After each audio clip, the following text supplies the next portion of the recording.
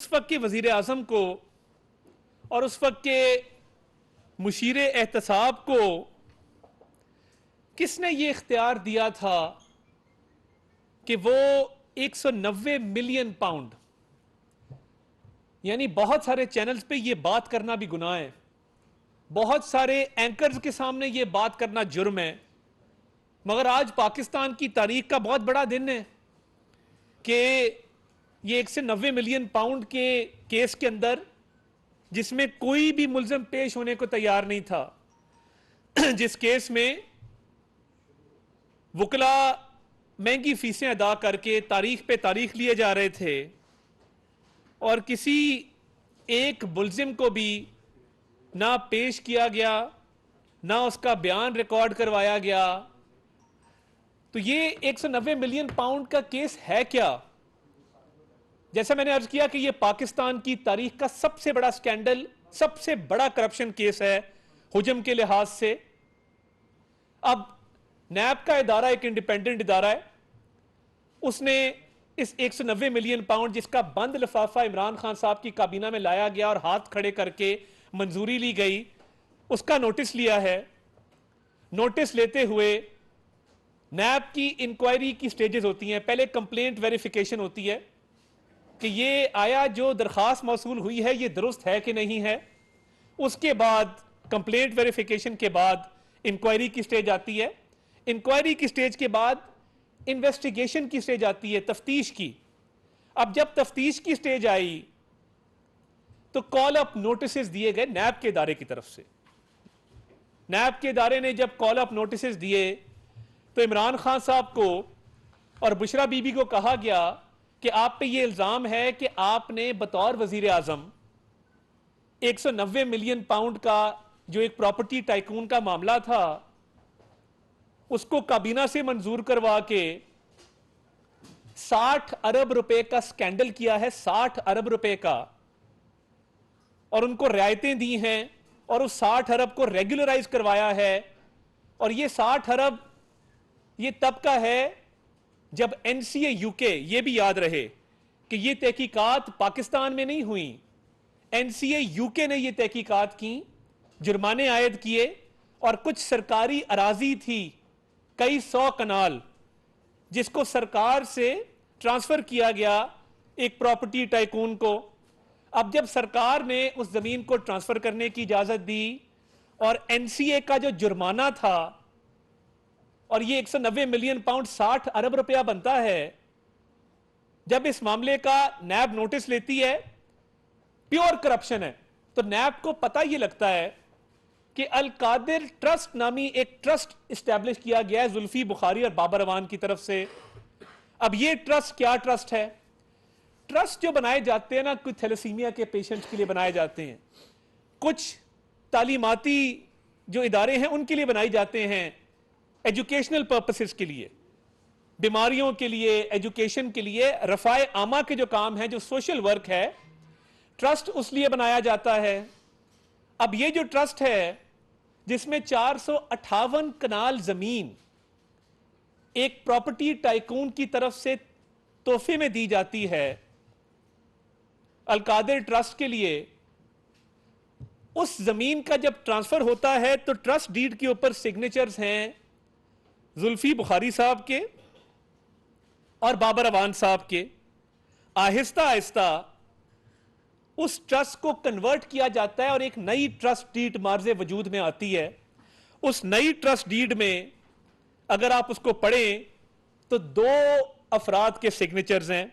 Number 1 जो signatures मौजूद हैं वो इमरान अहमद न्याजी साहब के सिग्नेचर्स हैं। नंबर 2 जो सिग्नेचर्स मौजूद हैं वो बुशरा साहिबा के सिग्नेचर्स मौजूद हैं। और ये ट्रस्ट डीड उस 458 कनाल जमीन जो गिफ्ट की गई वो अल कादिर ट्रस्ट के नाम करने के हवाले से है। अब ये नेक्सस समझने की बात है कि ये नेक्सस क्या नेक्सस है। ये नेक्सस है कि आपने बतौर वजीर आजम काबीना में 190 मिलियन पाउंड में छूट और रियायतें दी एक प्रॉपर्टी टाइकून को, और काबीना को उस मामले पे बहस भी नहीं करने दी, उसको डिस्कस भी नहीं करने दिया, और उस मामले को आप आगे लेकर चल पड़े। तो उसके बाद उस प्रॉपर्टी टाइकून ने आपको, जिस ट्रस्ट पे आपके और आपकी अहलिया के सिग्नेचर्स हैं, उन्होंने वो जमीन आपको गिफ्ट की। और कोई भी ट्रस्ट होता है तो रफाए आमा के लिए होता है, जिस तरह मैंने अर्ज किया। मुझे यह बता दिया जाए कि अल कादिर ट्रस्ट रफाए आमा का क्या काम कर रहा था, कौन सी एजुकेशन प्रोवाइड की जा रही थी, कौन से वहां पे लोगों का इलाज किया जा रहा था। चले मान लिया कि अल कादिर यूनिवर्सिटी है। अब ये 458 कनाल, 4 मरले, 58 स्क्वायर फीट जो प्रॉपर्टी टाइकून की तरफ से दिए गए हैं, वो किस मद में दिए गए, क्यों दिए गए, और वो रफाए आमा के लिए इस्तेमाल क्यों नहीं हुए। अब आगे चलें। टोटल जो इस ट्रस्ट को अभी तक अवेलेबल रिकॉर्ड के मुताबिक 180 मिलियन रुपीस वो रिसीव हुए, और जो इन्होंने ऑपरेशनल एक्सपेंस शो किया है, यानी 18 करोड़ रुपए वो हैं जो इनके मुख्तलिफ अकाउंटों में आ रहे हैं। जमीन की कीमत अपनी जगह, आप 458 कनाल जमीन मेन मोटरवे के ऊपर, उसकी कीमत आप खुद अंदाजा लगा लें, अरबों रुपए कीमत की वो राजी है। अब जो अकाउंटों में पैसा शो हो रहा है वो ऑपरेशनल एक्सपेंसेस की मद में 18 करोड़ आ रहा है और 80 लाख के खर्चे शो हो रहे हैं। तो ये मामला इतना सादा नहीं है। अब ये जो जमीन गिफ्ट की गई है, तो ये इमरान खान साहब ने सरेआम ली है, डॉक्यूमेंटेशन के जरिए ली है, और ये बात अब रोजे रोशन की तरह आया है कि ये पाकिस्तान की तारीख का सबसे बड़ा करप्शन स्कैंडल है, जिसमें एक सिटिंग वजीर आजम वो एक जाली ट्रस्ट बनाता है।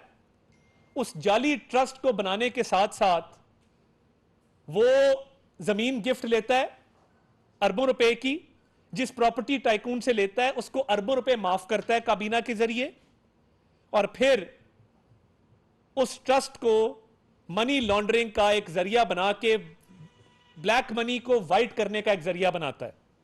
अब नैब ने कई बार नोटिस दिए, मगर किसी ने उन नोटिस का जवाब नहीं दिया, पेश होना भी मुनासिब नहीं समझा। मेरे जैसा आदमी हो, रात नोटिस आता है, हम सुबह अदालत में या तहकीकाती इदारे के पास खड़े होते हैं कि जी क्या जवाब तलबी है, हमने किस चीज का हिसाब देना है, ये हमारे असासे हैं। बार बार नोटिस पे नोटिस, नोटिस पे नोटिस, नोटिस पे नोटिस, मगर बदमाशी है, लाडला है, आंख का तारा है कुछ लोगों के। तो वो कहता है कि नहीं, मैं 190 मिलियन पाउंड की सफाई दूंगा, ना 400 कनाल अल कादिर ट्रस्ट की जमीन की दूंगा, ना ट्रस्ट डीड की दूंगा। ये अल्लाह ताला का निजाम है। ये ट्रस्ट डीड करते थे मरियम नवाज शरीफ साहिबा को, और शहबाज शरीफ साहब पे मनी लॉन्ड्रिंग के इल्जामात लगाते थे, मियां साहब पे लगाते थे। ये कुदरत का निजाम है कि आज आपकी ट्रस्ट डीड अवाम के सामने आई है, आज आपकी ट्रस्ट डीड पे सवालात उठ रहे हैं, आज आपने अरबों रुपए का हिसाब देना है, और आज आप जवाब देने से कासिर हैं। एक शख्स जो किसी तहकीकाती इदारे के पास बारहा कानूनी लवाजमात पूरे होने के बावजूद, तमाम गिरफ्तारी के जो कानूनी रिक्वायरमेंट्स हैं वो पूरी होने के बावजूद, कॉल अप नोटिस सर्व होने के बावजूद पेश नहीं होता, तो उसका क्या इलाज है? उसके जाके घर जाके फर्शी सलाम पेश किया जाए, उसको उसकी कॉर्निश बजा लाई जाए, उसके गले में हार डाले जाएं, या ढोल बजाए जाएं कि आली जा आली मकाम महाराज, आप एक तहकीकाती इदारे के पास पेश नहीं हो रहे, अरबों रुपए की खुर्द-बुर्द का इल्जाम है, हम खादिम हाजिर हैं, बताएं इस केस में कैसे तहकीकात करनी। वो जमाना चला गया जब आपकी एक उंगली के इशारे पे लोगों पे हेरोइन डाली जाती थी, आपकी एक उंगली के इशारे पे एक खातून को चांद रात को गिरफ्तार किया जाता था, आपकी एक उंगली के इशारे पे एक खातून को बाप के सामने गिरफ्तार किया जाता था, आपकी उंगली के इशारे पे अपोजिशन लीडर को जेल की सलाखों में 2 बार भेजा जाता था। किस किस का नाम लूं? हमने पूरे पूरे घर वीरान होते देखे हैं। हमजा शहबाज शरीफ साहब को किस बात की सजा दी? कोई नहीं जानता। 2 साल कैद है। आहा चीमा 3 साल कैद काट के आए हैं, क्योंकि आपको यह सब करना मकसूद था सियासी इंतकाम के लिए। और अपने करतूत ये हैं कि अरबों रुपए खा गए, अरबों रुपए की जमीन हड़प कर गए, और एक कॉल ऑफ नोटिस का जवाब देने को तैयार नहीं है। कोई क्यामत नहीं आ गई। मैं ये वाजे कर देना चाहता हूं कि आपने अरबों रुपए की करप्शन की है, उस केस में आपकी गिरफ्तारी नैब अमल में लेके आया है, आपको जवाब देने होंगे। आपको सबूत जो हैं उनको रद्द करना होगा और बताना होगा कि ये सब क्यों किया और क्या रफ़ाए आमा के काम अल कादिर में हो रहे हैं।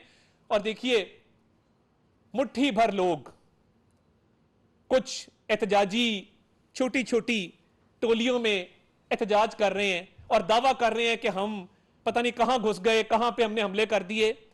सब झूठ है। इनको कैफरे किरदार तक पहुंचाना हमारे लिए कोई मुश्किल काम नहीं है। इनको कानून के दायरे में लाना, कानून का इनके साथ आनी हाथों से निपटना, यह कोई मुश्किल काम नहीं है। मगर हम बदअमनी नहीं चाहते। हम अगर चाहें अभी तो ये छोटी छोटी टोलियों में जो एहतजाज हो रहे हैं इसका भरपूर मुंह तोड़ जवाब देने का हक रखते हैं। We reserve the right to retaliate. मगर नहीं, हम इसको इश्यू नहीं बनाना चाहते। करप्शन हुई है, करप्शन का जवाब देना होगा, हर हाल में देना होगा। अरबों रुपए रिकवर होंगे। और जिस आदमी ने इमरान खान को ट्रैप करके फंसाया, मैं आज मदा हो गया हूं शहजाद अकबर का, जो मुल्क में भी नहीं है, जिसने ये सारा खेल रचाया, अरबों रुपया पाकिस्तान से लूट के बाहर चला गया और बाहर बैठा है इत्मीनान से।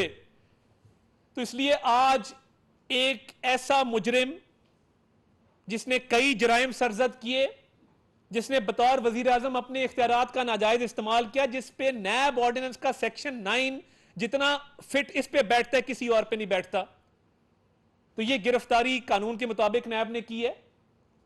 अरबों रुपए की लूटमार पे की है, कानून के मुताबिक है। और इसका जवाब हर हाल में हर फोरम पे देना होगा। और देखिए, तोशा खाना पे भी कल फर्द जुर्म लगनी है, उधर भी पेश किया जाएगा कल, और वहां भी जवाब देना होगा कि फर्द जुर्म क्यों आयद नहीं होने दी गई। ये सारे बड़े चुपते हुए सवालात हैं जिसका जवाब किसी के पास नहीं। पूरी तरीके इंसाफ इस वक्त रूपोश है। कहीं असद उमर नजर नहीं आ रहे, कहीं हमाद अजहर नजर नहीं आ रहे, बड़ी बड़ी बड़के मारने वाले सारे रूपोश हैं इस वक्त।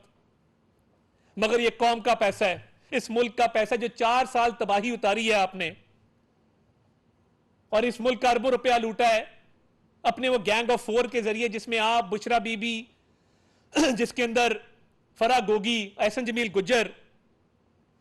किसी ना किसी दिन तो जवाब देना था। लोग जाली केसेस में गिरफ्तार हो सकते हैं, तो आप अरबों रुपए की करप्शन में भी गिरफ्तार ना हो। जो 2017 ऑनवर्ड्स आपने इस मुल्क में खेल रचाया है, चंद लोगों की मदद से आपने मुल्क को तबाही के दहाने पे खड़ा किया है, उसकी तो अलग बात पुरसाब से होनी चाहिए। मगर आप अपने आप को इतना बड़ा हीरो समझते हैं कि आप कौम का अरबों रुपया लूटेंगे और आपसे कोई बाजपुरस नहीं होगी, जवाब तलबी नहीं होगी। कहां गया रूल ऑफ लॉ? कहां गया इस मुल्क का आइन और कानून? कि कोई शख्स चोरी करे, किसी रेडी से चोरी करे, वो तो 24 घंटों के अंदर सलाखों के पीछे हो, और आप एक प्रॉपर्टी टाइकून से मिलकर इस मुल्क का अरबों रुपया बेदर्दी से लूटें, अपनी काबीना को इस्तेमाल करें, एक जाली ट्रस्ट बना के अरबों रुपया जाती इस्तेमाल में लाएं, और आपका कोई बाल भी बीका ना करे। इतने लाडले आप कभी भी नहीं थे, ना इतना लाडला किसी को बनने देंगे। ये कानून की बात है, रूल ऑफ लॉ की बात है। नैब की तहकीकात हमें उम्मीद है वो शफाफियत से होंगी और इस केस को जल्दी अपने मंतकी अंजाम तक पहुंचाया जाएगा। और मैं जो छोटी छोटी टोलियों में एहतजाज कर रहे हैं उनको वार्न करना चाहता हूं, आप बाज आ जाएं, वरना कानून आपसे आनी हाथों से निपटेगा। बहुत शुक्रिया।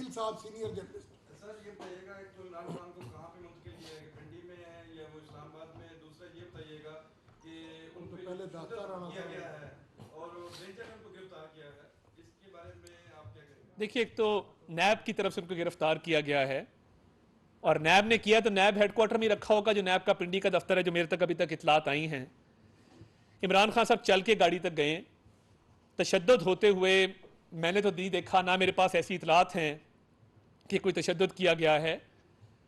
ये आदत बन गई है कि शहबाज शरीफ साहब को बाकायदा बख्तरबंद गाड़ी के अंदर धक्का दिया गया, वो 2 दफा उसके दरवाजे में जाके लगे। कोई इस मुल्क में क़यामत नहीं आई, हालांकि उन्होंने किया भी कुछ नहीं था, पंजाब में खिदमत की थी 10 साल इस कौम की और मुल्क की। अब इमरान खान साहब अगर चल के गाड़ी में गए हैं और करप्शन में गिरफ्तार हुए हैं, तो ये कोई अनहोनी बात नहीं है। मेडिकल बोर्ड बन गया है, वो उनका ब्लड टेस्ट भी लेगा, उनकी टांग का भी मुआयना करेगा, तो तफसीलात सामने आ जाएंगी। और अगर मेडिकल बोर्ड ये चाहते हैं अपनी मर्जी का, नैब को दरखास्त दे दे, नैब इंडिपेंडेंट इदारा है, उसके मुताबिक वो इनकी ख्वाहिश के मुताबिक मेडिकल बोर्ड बना देंगे। नैयर भाई साहब, सर ये फरमाइएगा कि आपने सबके नाम लिए, इमरान खान का भी नाम है, गोगी का भी है, और ये मिसेस का भी है, तो ये बिजनेस टाइकून कौन है, उसका नाम क्यों नहीं लिया जाता? मलिक रियाज साहब हैं बिजनेस टाइकून, और मैं तो बड़ा खुला इस मामले में, मैंने जिंदगी में कभी किसी से प्लॉट नहीं लिया। बहुत सारे सियासतदान भी हैं, उनके भी नाम आते हैं अक्सर। मैं 1 रुपए का रवादार, अल्लाह ताला का फजल है, 1 रुपए का रवादार नहीं हूं। ना कभी प्लॉट लिया, ना कभी फेवर लिए जिंदगी में। मतलब अक्सर चैनल पे जाते हैं तो ये मुझे आदत आप लोगों ने डाली है। अक्सर साफी कहते हैं जी ये नाम ना ले, अंकल का फोन शाम को आ जाएगा। मेरा तो वो अंकल नहीं है, कई मीडिया वालों का अंकल है। मेरे लिए वो भी काबिल एहतराम है मीडिया वाले जिनका वो अंकल है, बट मेरा वो अंकल नहीं है। ये अल्लाह ताला का करम है, क्योंकि इंतजार हाजी साहब, इंतजार हाजी साहब सीनियर मोस्ट, बहुत शुक्रिया जी। अतार साहब, आपने भी कहा सीनियर कि मोस्ट ये तो जूनियर की बात। ठीक बड़ा स्कैंडल है ये, तो बड़ा स्कैंडल है, और काबीना में मंजूरी जैसे आप कह रहे हैं हाथ खड़े करके ली गई। उस काबीना के बहुत से मेम्बरान और जमात उसके इत्यादी जो थे, वो बहुत से लोग अब इस मौजूदा काबीना में शामिल जी हैं। क्या उनसे भी इस मामले पर पूछताछ की जाएगी, उनसे तहकीक की जाएगी कि आपने ऐसे मामले की क्यों हाथ खड़े करके मंजूरी दी? इतने बड़े स्कैंडल में आप भी शामिल तफ्तीश होंगे, क्या ये इकदाम उठाया बहुत अच्छा जाएगा? सवाल है। और उस टाइकून के खिलाफ क्या कार्रवाई होगी, और जो अरबों रुपए उसको लौटाए गए हैं क्या वो वापस लिए जाएंगे? देखिए, इसमें काबीना के कुछ अरकान जिनमें मैं नाम ले लेता हूं। तारिक बशीर चीमा साहब ने तब एतराज़ किया कि इस लिफाफे को खोला जाए, वो ऑन रिकॉर्ड है, मिनट्स का हिस्सा है। मिनट्स जो है वो नैब के पास मौजूद हैं, काबीना डिवीजन के पास भी मौजूद हैं। उसके अलावा बड़ा खुल खुला के फैसल वाडा साहब ने उस वक्त इसको अपोज किया और कहा कि ये लिफाफा खोला जाना चाहिए। तो काबीना में जिसने एतराज़ किया वो भी कौम के सामने है, और जिसने नहीं किया वो भी सबके सामने है। नैब ने काबीना के ऑलमोस्ट तमाम मेंबरान को नोटिस सर्व किया हुआ है, असद उमर साहब से लेके हमाद अजहर साहब तक। कोई भी वजीर पेश नहीं हुआ। फवाद चौधरी साहब को नोटिस गया हुआ है, प्रॉपर्टी टाइकून को नोटिस गया हुआ है। तो जिन जिन को नोटिस गए हैं उनको कानून के मुताबिक इस इदारे जिसका नाम नैब है उसके सामने पेश होना चाहिए और कानून के मुताबिक जवाब देना चाहिए।